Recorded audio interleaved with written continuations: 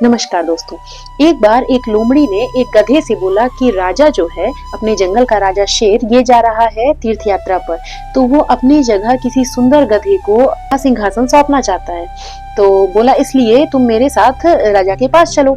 तो गधा उसकी बात मान गया और गधा लोमड़ी के साथ हो लिया। जब गधा और लोमड़ी शेर के सामने पहुंचे तो शेर ने उसे एक झपट्टा मारा, जिससे क्या हुआ कि जो गधे का कान था वो कट गया।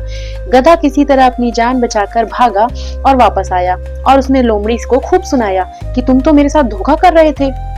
तो लोमड़ी ने उससे बोला कि अरे नहीं भाई, राजा ने तुम्हारे कान इसलिए काटे क्योंकि वो तो तुम्हें मुकुट पहनाना चाहता था और तुम समझे नहीं।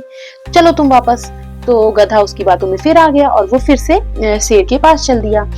इस बार जब वो शेर के पास गया तो इस बार उसकी पूंछ शेर के पास रह गई। उसने एक झपट्टा मारा तो उसकी पूंछ कट गई।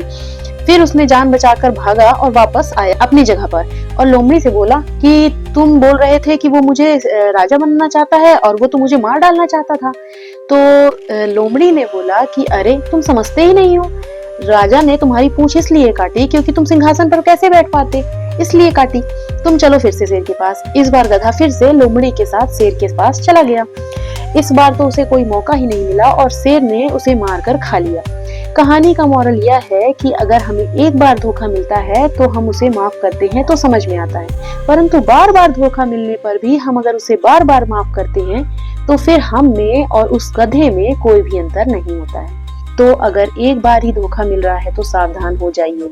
दोबारा या तिबारा धोखे के लिए इंतजार मत करिए, वरना आपका भी हाल वही होगा जो उस गधे का हुआ था। धन्यवाद।